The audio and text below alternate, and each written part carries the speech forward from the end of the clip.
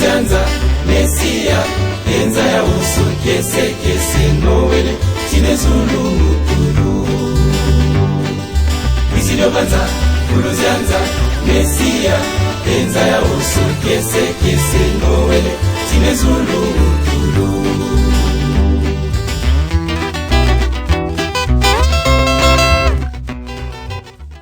Frères et sœurs dans le Seigneur, bonjour.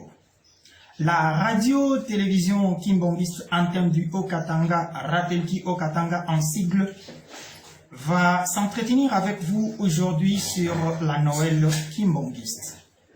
Aimable dans le Seigneur, connaître Dieu c'est bien, mais savoir sa nature c'est beaucoup mieux. Connaître notre Seigneur Jésus-Christ c'est bien, mais observer son discours d'adieu devant ses disciples avant qu'ils s'en aillent au ciel, c'est beaucoup mieux. Connaître le Saint-Esprit, c'est bien, mais savoir distinguer sa nature, s'il s'agit d'une colombe, lame de feu ou encore d'une personne physique, c'est beaucoup mieux. Nous allons mettre deux observations ou encore répondre à deux questions de nos interlocuteurs. Première question, les Kimbongistes sont-ils des chrétiens? Nous disons oui, les Kimbongistes sont des chrétiens partant de la dénomination de l'Église intitulée Église de Jésus-Christ sur la terre par son envoyé spécial Papa Simon Kimbangu. Le Kimbongisme est défini comme étant le christianisme résultant des actions et actes de puissance de Papa Simon Kimbangu. Autrement dit, c'est le christianisme tel que Papa Simon Kimbangu l'a enseigné aux siens. Deuxième préoccupation, c'est que dire sur la profession de foi de l'église kimbongiste ou des kimbongistes. La profession de foi de l'église kimbongiste se résume comme suit. Croire en un Dieu unique et trinitaire, Père, Fils et Saint-Esprit, source de toute vie, créateur de l'univers et de tout ce qui est visible et invisible. Nous affirmons que notre Seigneur Jésus-Christ est sauveur et rédempteur du genre humain. Messie et Fils unique de Dieu. Il a été fait homme par lui, descendu du ciel.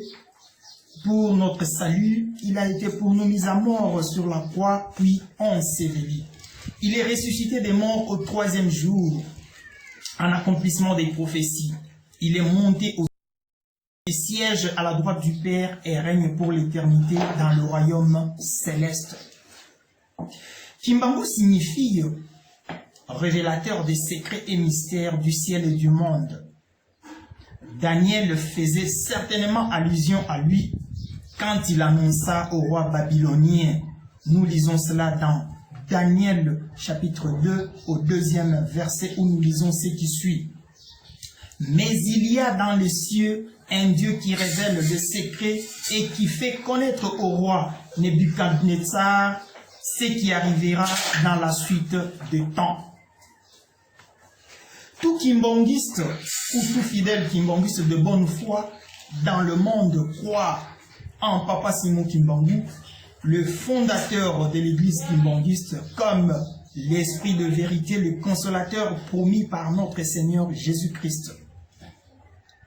Cette disposition de foi fut pour la première fois libellée de manière juridique dans le nouveau statut de l'église kimbongiste élaboré en avril 1997. La mission primordiale de l'église kimbongiste est de sauver les âmes. Une autre mission fondamentale de cette église est de révéler à l'humanité les secrets et mystères du ciel et du monde. Revenons au mot Noël. La naissance de notre Seigneur Jésus-Christ est une fête appelée la Nativité ou encore Noël. Quelle est la signification alors du mot Noël? Dans la liturgie latine, Noël désigne la naissance de notre Seigneur Jésus-Christ. Le mot utilisé au départ fut Festum Nativita Domini Nostri Jesu Christi, ou plus simplement Natalis Domini, ou encore Dies Natalis, c'est-à-dire jour de naissance du Seigneur.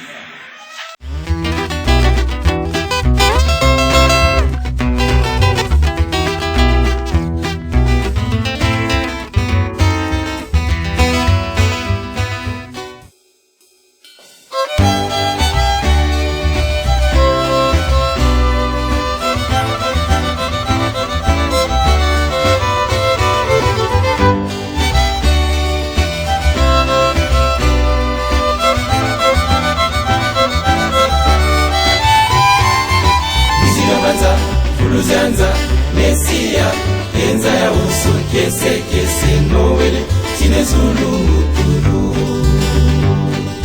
Wisidobanza, Fuluzianza, Mesia, enza ya uso, kese kese Noel, Tinezulu mutulu.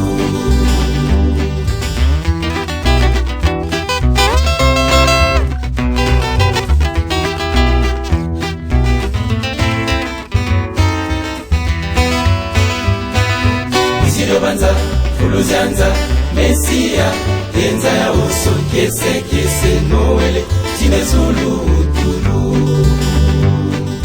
Wisidobanza, Fuluzianza, Mesia, enza ya uso, kese kese Noel, Tinezulu utulu.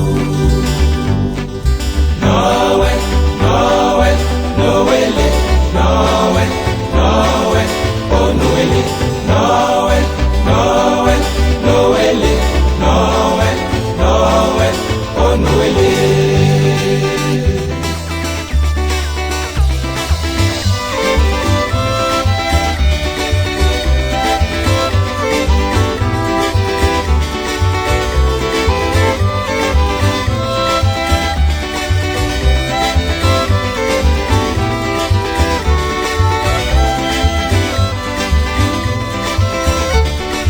Beteleni kembo wingi we nako makanda zindinga tukembelela tinu onzana Noele, Noele,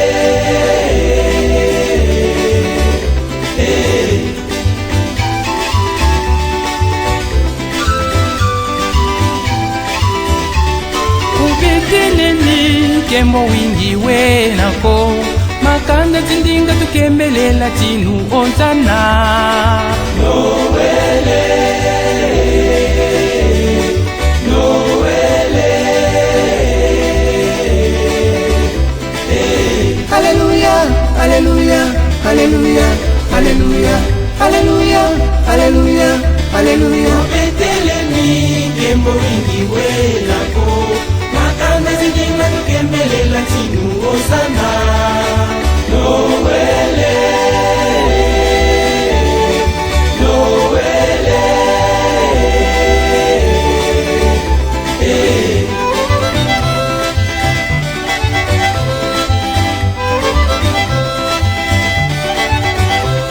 Hallelujah, tembo wingi, kumbetele mija bayuda. Hallelujah, tembo wingi, kumbetele mija bayuda. Oh Noel, oh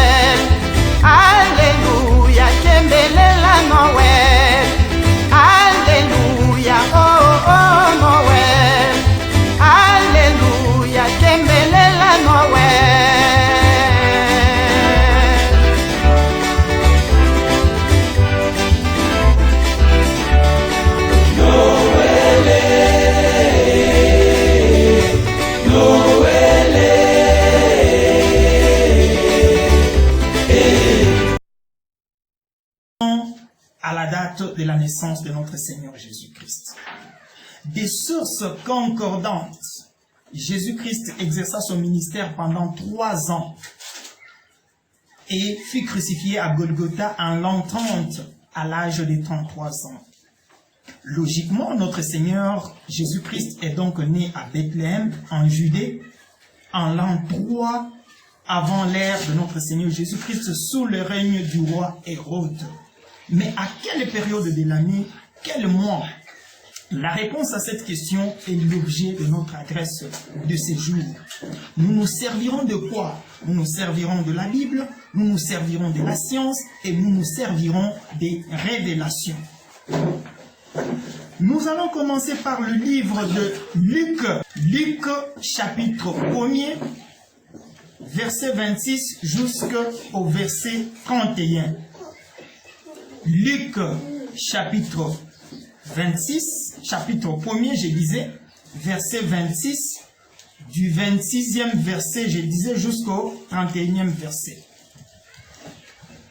Au 6e mois, l'ange Gabriel fut envoyé par Dieu dans une ville de Galilée appelée Nazareth, auprès d'une vierge fiancée à un homme de la maison de David, nommé Joseph. Le nom de la vierge était Marie.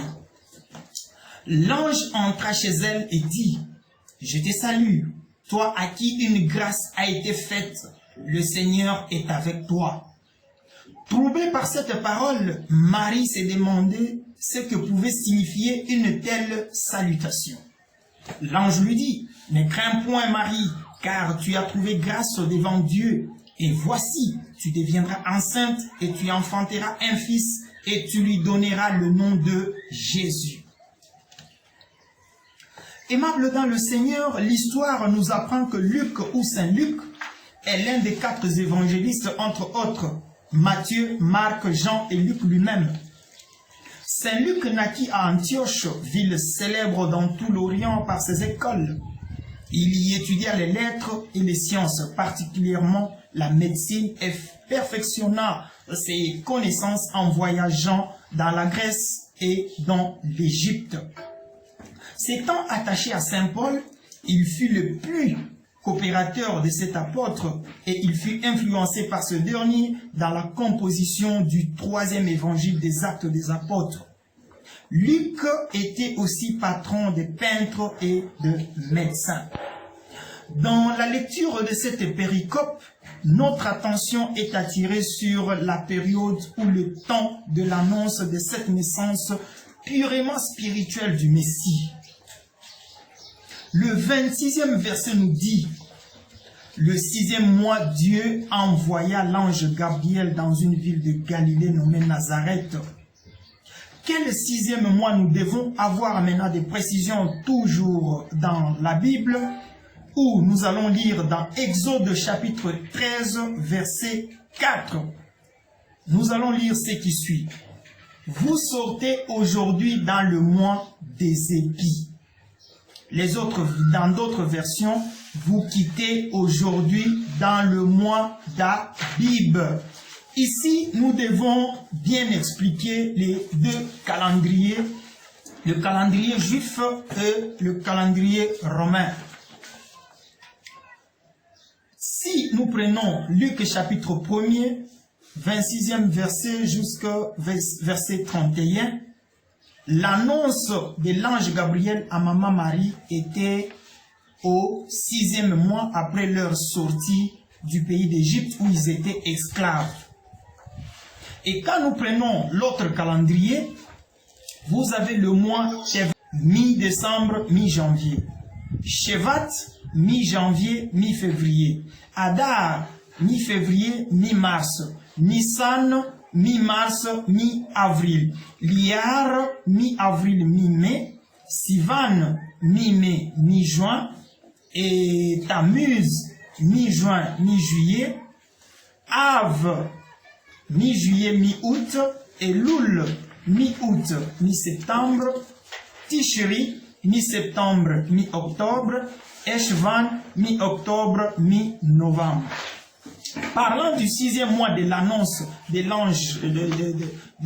l'ange Gabriel à Maman Marie, avec la précision d'Exode chapitre 13 verset 4, le mois d'Abib ou le mois d'Épi, nous sommes entre mi-mars et mi-avril, précisément, nous prenons le mois d'avril. Si l'annonce était faite au mois d'avril, c'est-à-dire notre Seigneur Jésus-Christ pouvait, si nous comptons 6 mois après leur sortie, c'est-à-dire avril, mai, juin, juillet, août, septembre, précisément, l'annonce n'était pas au mois d'avril, puisque Luc chapitre 1, 26 à 31 parle du 6e mois, c'est-à-dire après leur sortie du pays d'Égypte. Or, leur premier mois était le mois d'avril, ou encore nous pouvons dire Nissan, mi-mars, mi-avril. Selon notre calendrier, nous devons compter avril, mai, juin, juillet, août, septembre. Dans leur calendrier, nous parlerons de Elul. Donc, au mois de septembre, l'ange Gabriel annonce la naissance et que Maman Marie sera enceinte. Notre Seigneur Jésus-Christ ne pouvait pas naître 4 mois plus tôt, c'est-à-dire au mois de décembre, mais notre Seigneur Jésus-Christ ne pouvait que naître 9 mois plus tard. C'est-à-dire, si nous pouvons bien compter, septembre, octobre, novembre, décembre, janvier, février, mars, avril, mai, nous totalisons 9 mois. D'où est venue alors la date du 25 décembre comme date conventionnelle de la naissance de notre Seigneur Jésus-Christ? Comme Jésus est né au temps d'Hérode, lui étant considéré comme mort, on ne lui avait même pas décerné un certificat de naissance. 30 ans après, on a commencé à s'intéresser à notre Seigneur Jésus-Christ. Les manuscrits étaient brûlés, sauf quelques écrits qui étaient cachés. C'est l'empereur Constantin Ier qui avait accepté le christianisme à l'issue du conseil de Nicée en l'an 325. Au conseil de Constantinople en l'an 381, le christianisme est accepté comme religion d'État. On devrait maintenant savoir la date de la naissance de notre Seigneur Jésus-Christ, lui étant devenu célèbre. À cette époque, frères et sœurs dans le Seigneur, on célébrait les fêtes des divinités ci-après. Fête saturnale qui était dédiée au dieu Saturne. Et ça s'est passé du 17 décembre au 25 décembre. Fête du dieu Mithran dans la mythologie perse. Pour votre gouverne, c'est Libérius ou Jules Ier qui avait signé le décret papal pour commencer à fêter la date du 25 décembre comme date conventionnelle de la naissance de notre Seigneur Jésus-Christ. Il y a aussi d'autres chercheurs qui ont essayé à fixer la date de la naissance de notre Seigneur Jésus-Christ. Entre autres, Eusèbe de Césarée, lui, avait fixé la date de la naissance de notre Seigneur Jésus-Christ au 6 avril. Clément d'Alexandrie, lui, avait essayé de fixer la date de la naissance de notre Seigneur Jésus-Christ au 20 mai. Sachant que l'ange Gabriel avait annoncé la prochaine naissance de notre Seigneur Jésus-Christ au mois de septembre selon notre calendrier, 9 mois après, nous sommes au mois de mai. Posons-nous la question, notre Seigneur Jésus-Christ est-il né au mois de décembre? La Bible ne précise pas quand notre Seigneur Jésus-Christ est né. Cependant, elle donne de bonnes raisons de penser qu'il n'a pas pu naître au mois de décembre. Prenons Jérémie chapitre 36, verset 22. Le roi était assis dans la maison d'hiver, c'était au 9e mois et un brasier était allumé devant lui. On comprend pourquoi les bergers de la région s'arrangeaient à l'approche de décembre pour ne plus être dehors la nuit avec leurs troupeaux. Or, la Bible indique que la nuit où Jésus est né, des bergers gardaient leurs troupeaux dans la campagne. Luc précise que des bergers vivaient en plein air et la nuit passée, les veillent à surveiller leurs troupeaux près de Bethléem. Cela peut se lire dans Luc chapitre 2, du 8e au 12e verset où nous lisons ce qui suit. Il y avait dans cette même contrée des bergers qui passaient dans le champ les veillées de la nuit pour garder leurs troupeaux. Et voici, un ange du Seigneur leur apparut et la gloire du Seigneur resplendit autour d'eux. Ils furent saisis d'une grande frayeur. Mais l'ange leur dit, ne craignez point, car je vous annonce une bonne nouvelle qui sera pour tout le peuple le sujet d'une grande joie. C'est aujourd'hui, dans la ville de David, il vous est né un sauveur qui est le Christ, le Seigneur. Et voici à quel signe vous le reconnaîtrez. Vous trouverez un enfant émailloté et couché dans une crèche. Par la foi kimbangiste basée sur la parole de Dieu se trouvant dans la Bible, le magistère parole du chef spirituel, les cantiques et révélations de tout ce qui précède, nous confirmons que notre Seigneur Jésus-Christ n'était pas né le 25 décembre, mais plutôt le 25 mai, étant donné que le 25 décembre est une date conventionnelle.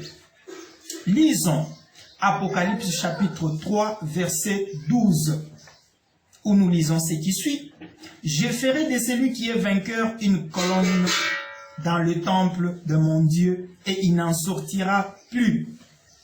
J'écrirai sur lui le nom de mon Dieu et le nom de la ville de mon Dieu. La nouvelle Jérusalem qui va descendre du ciel, envoyée par Dieu. J'écrirai aussi sur lui le nom que je porte. Que chacun, s'il a des oreilles, écoute bien ce que l'Esprit dit aux églises. » La parole de Dieu étant sujet des révélations, la nouvelle Jérusalem est Nkamba, située dans la province du Congo central, en République démocratique du Congo, dans le continent d'Afrique. N'est-ce pas, on nous a enseigné à l'école primaire et là où nous étudions que l'Afrique était le berceau de l'humanité?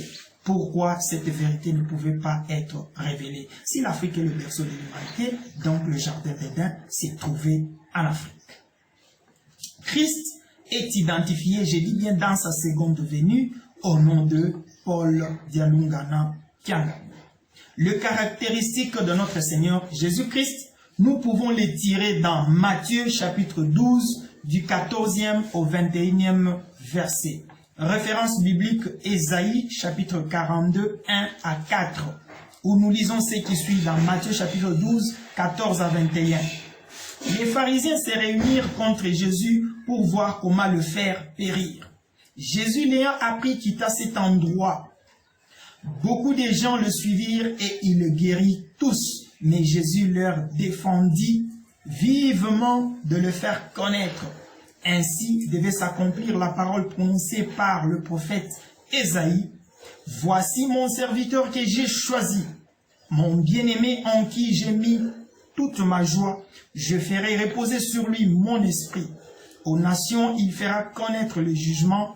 Il ne protestera pas, il ne criera pas. On n'entendra pas sa voix sur des places publiques. Il n'écrasera pas des roseaux froissés. Il n'éteindra pas la mèche et qui faiblit jusqu'à ce qu'il ait fait triompher le jugement. Les nations païennes mettent leur espoir en son nom. Et ces caractéristiques du Christ, nous les constatons maintenant sur le place public et des publicités pour les miracles. Je pense non. Nous avons constaté cela chez Papa Paul Salomon Dialungana Kiangani. La seconde venue de notre Seigneur Jésus-Christ, il n'y a pas que les kimbangistes qui le disent, mais d'une manière voilée, selon le pape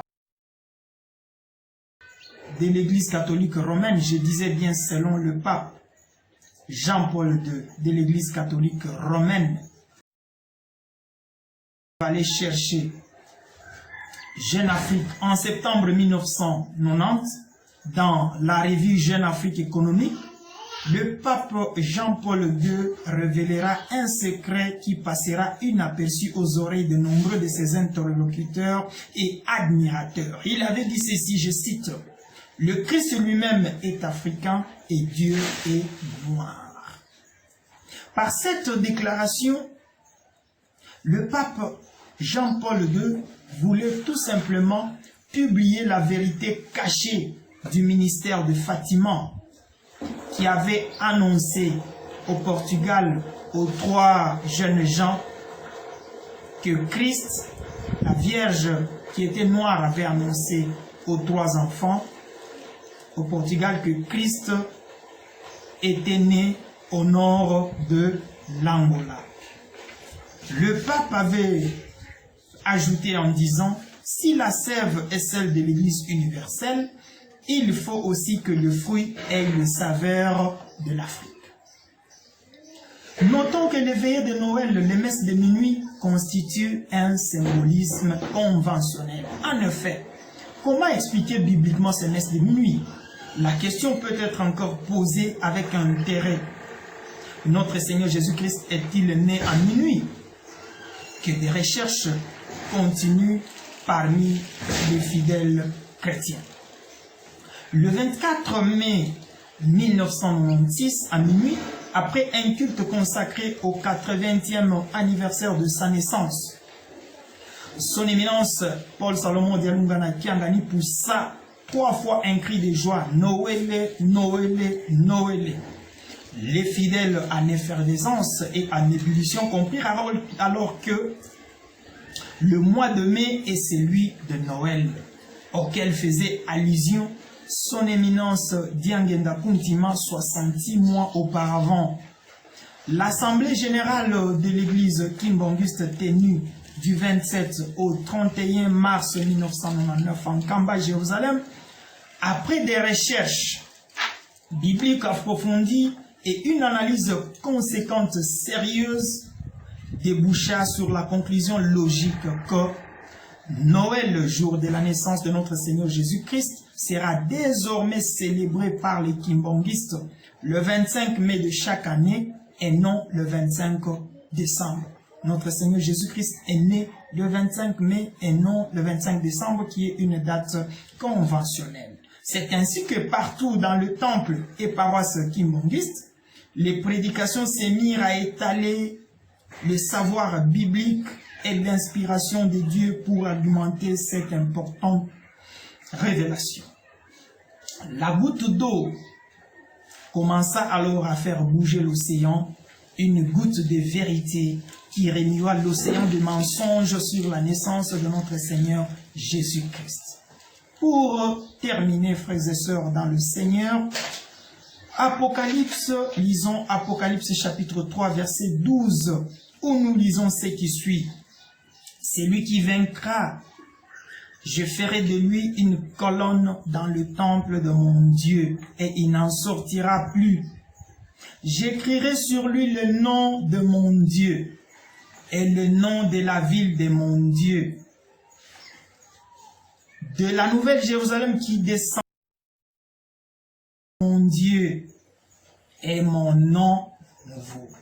Frères et sœurs dans le Seigneur, quel est le nom nouveau de Dieu?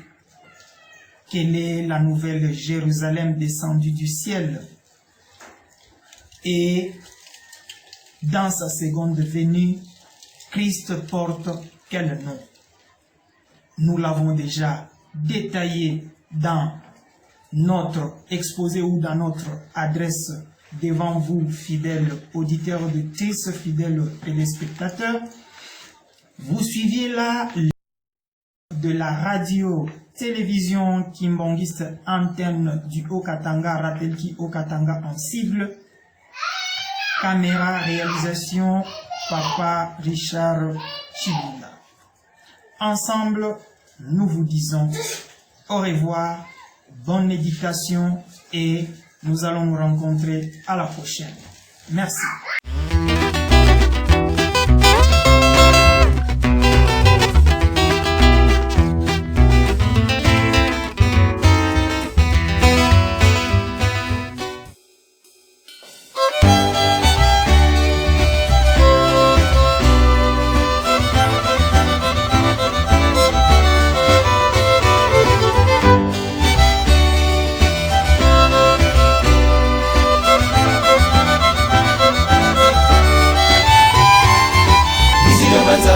Fuluzianza Mesia Enza ya uso kese kese Noele Chine Zulu Muturu